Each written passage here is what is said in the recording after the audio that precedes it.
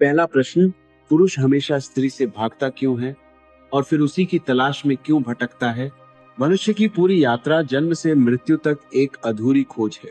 पुरुष हो या स्त्री, दोनों किसी ऐसी चीज की तलाश में है जो कभी पूरी नहीं होती।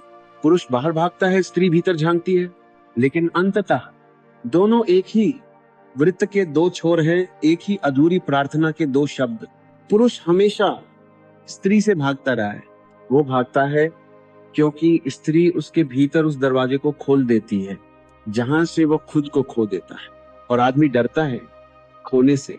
उसे लगता है कि अगर वो स्त्री के पास गया तो वो खुद नहीं रहेगा, उसका मैं गल जाएगा, और यही उसका भय है। पुरुष की पूरी सभ्यता मैं पर बनी है। वो कहता है, मैं विजेता हूं, मैं राजा हूं, मैं नियंत्रक हूं। लेकिन जब वह स्त्री के प्रेम में पड़ता है तो अचानक सारा नियंत्रण उसके हाथ से फिसल जाता है। वह अब विजेता नहीं रहता, वो समर्पित हो जाता है। और समर्पण पुरुष के लिए सबसे बड़ा भय है। स्त्री प्रेम करती है तो वह गलती नहीं करती, वह बस अस्तित्व का माध्यम बन जाती है। वह प्रेम नहीं करती किसी कारण से, वह प्रेम करती है क्योंकि प्रेम उसका स्वभाव है। पर पुरुष प्रेम को कारणों में खोजता है क्योंकि उसकी सोच तर्क की है, वह भावना को समझ नहीं सकता। पुरुष सोचता है, अगर मैं उसे पालूंगा तो मैं संतुष्ट हो जाऊंगा। लेकिन जैसे ही वो उसे पा लेता है, उसे लगता है कि वो फंस गया है। अब वो भागता है किसी और की ओर, किसी और अनुभव की ओर। और ये भागना अंतहीन है। कभी वो स्त्री से भागता है, कभी ईश्वर से, कभी खुद से। क्योंकि हर निकटता में, हर मिलन में उसका अहंकार पिघलने लगता है और यही पिघलना उसे भयभीत करता है। पर जितना वो भागता है उतना ही भीतर एक खालीपन गहराता जाता है। वह स्त्री से भागता है, लेकिन उसी के स्पर्श, उसी की उष्मा, उसी की गंध, उसी की आंखों की तलाश में भटकता है। वो कहता है, मुझे आजादी चाहिए। और जब अकेला होता है तो कहता है, काश कोई होता। यही पुरुष की त्रासदी है। वह जिस चीज से भागता है वही उसे बुलाती है, और जिस चीज को पकड़ता है वह उससे भागने लगता है। इससे भागने लगता है। ये केवल प्रेम की कहानी नहीं है, ये आत्मा की कहानी है। पुरुष केवल स्त्री से नहीं भागता, वह अपने भीतर की स्त्री से भागता है। अपनी संवेदना से, अपने करुणा के हिस्से से, वो अपने भीतर के आधे हिस्से से भागता है, और इसलिए वह अधूरा रहता है। पुरुष का मन रेखीय है, वो हमेशा किसी लक्ष्य की ओर बढ़ता है। वह सोचता है कि जीवन एक मंजिल है जहां पहुंचकर सब स्थिर हो जाएगा। लेकिन जीवन कभी स्थिर नहीं होता। जीवन नृत्य है, ठहराव नहीं। और स्त्री इसी नृत्य की प्रतीक है। हर स्त्री को कोई मंजिल नहीं चाहिए, वह तो रास्ते से ही प्रेम करती है। उसके लिए हर पल पूर्ण है, हर क्षण में परमात्मा है। और यही पुरुष के लिए असहनीय हो जाता है, क्योंकि पुरुष का मन कहता है, अभी नहीं, थोड़ी देर बाद, जब मैं कुछ बन जाऊं। लेकिन स्त्री कहती है, अभी, इसी क्षण, जब तो कुछ नहीं। इसीलिए जब पुरुष स्त्री के समीप आता है तो वो अपने भीतर के स्थिर तर्क की दीवारों को टूटता महसूस करता है। वो भागता है क्योंकि उसे लगता है कि ये स्त्री उसे मिटा देगी। और सच में प्रेम मिटा देता है। जो प्रेम में उतरता है वह पुरुष नहीं रह जाता, वह केवल चेतना रह जाता है। पर चेतना बनने से पहले अहंकार का मरना जरूरी है। और पुरुष मौत से डरता है क्योंकि उसे हमेशा सिखाया गया है, मजबूत रहो, नियंत्रण में रहो। स्त्री उस नियंत्रण को तोड़ देती है। उसकी आंखें, उसकी नजाकत, उसका मौन, सब उसे असहाय कर देते हैं। पुरुष भागता है क्योंकि स्त्री उसे निर्वस्त्र कर देती है, शरीर से नहीं, मन से। वह उसकी परतें खोल देती है, वह उसके भीतर झांक लेती है। और यह पुरुष के लिए सबसे बड़ा संकट है। उसे डर लगता है कि कोई उसे देख न ले, कोई उसे पकड़ न ले उसके असली रूप में। इसलिए वह बाहर दौड़ता है, कभी करियर की ओर, कभी धर्म की ओर, कभी आध्यात्मिकता की आड़ में। लेकिन भीतर से वो उसी ऊष्मा की खोज में है जो केवल प्रेम से मिलती है। वो जितना स्त्री से भागता है उतना ही अपने भीतर खो जाता है, क्योंकि स्त्री कोई व्यक्ति नहीं, एक अनुभव है। वह ईश्वर की निकटतम छाया है। वह वही जगह है जहां पुरुष अपने भीतर के द्वार खोल सकता है। लेकिन पुरुष भागता है क्योंकि वह जानता है एक बार अगर उसने इस दरवाजे को खोल दिया तो वह लौट नहीं पाएगा। वह वैसा नहीं रहेगा जैसा पहले था। वह पिघल जाएगा, वो खो जाएगा और उसी खोने में वो पहली बार खुद को पाएगा। पर मनुष्य को विरोधाभास पसंद है। वह वही चाहता है जिससे डरता है, वह वही खोजता है जिससे भागता है। और यही तो जीवन का खेल है। स्त्री से भागकर पुरुष सोचता है कि वह मुक्त हो गया, पर उस मुक्ति में भी बंधन है, क्योंकि भीतर तड़प है। वह किसी मुस्कान में, किसी आवाज में, किसी नजर में वही स्त्री ढूंढता है जिससे वह भागा था। हर बार जब वो प्रेम करता है वो सोचता है अब की बार मैं बच जाऊंगा। लेकिन प्रेम बचने की जगह नहीं है, प्रेम तो खो जाने की कला है। प्रेम में मैं नहीं रहता, बस एक मौन संगीत रह जाता है जहां दो लोग नहीं होते, सिर्फ एक लय होती है। पुरुष भागता है क्योंकि उसे लगता है कि ये लय उसकी पहचान मिटा देगी, लेकिन उसी लय में उसकी सच्ची पहचान छिपी है। स्त्री केवल एक देह नहीं है, वो एक प्रतीक है, सृजन का, करुणा का, स्वीकृति का। और पुरुष उससे भागता है क्योंकि वह इन सब का उल्टा है। वो सृजन नहीं, नियंत्रण चाहता है। वह करुणा नहीं, न जीत चाहता है। वह स्वीकृति नहीं, चयन चाहता है। पुरुष चाहता है कि जीवन उसके आदेश पर चले, लेकिन जीवन किसी के आदेश पर नहीं चलता। जीवन तो बहता है जैसे नदी, जैसे पवन। और स्त्री इसी बहाव की प्रतिमा है। वो स्थिर नहीं, वह एक सतत प्रवाह है।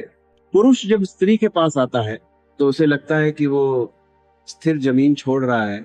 वह किसी अज्ञात में प्रवेश कर रहा है जहां कुछ भी निश्चित नहीं, और ये अनिश्चितता ही उसका भय है। लेकिन ध्यान देना, यही अनिश्चितता, यही अस्थिरता ही जीवन का रस है। अगर सब निश्चित हो जाए तो जीवन मर जाए।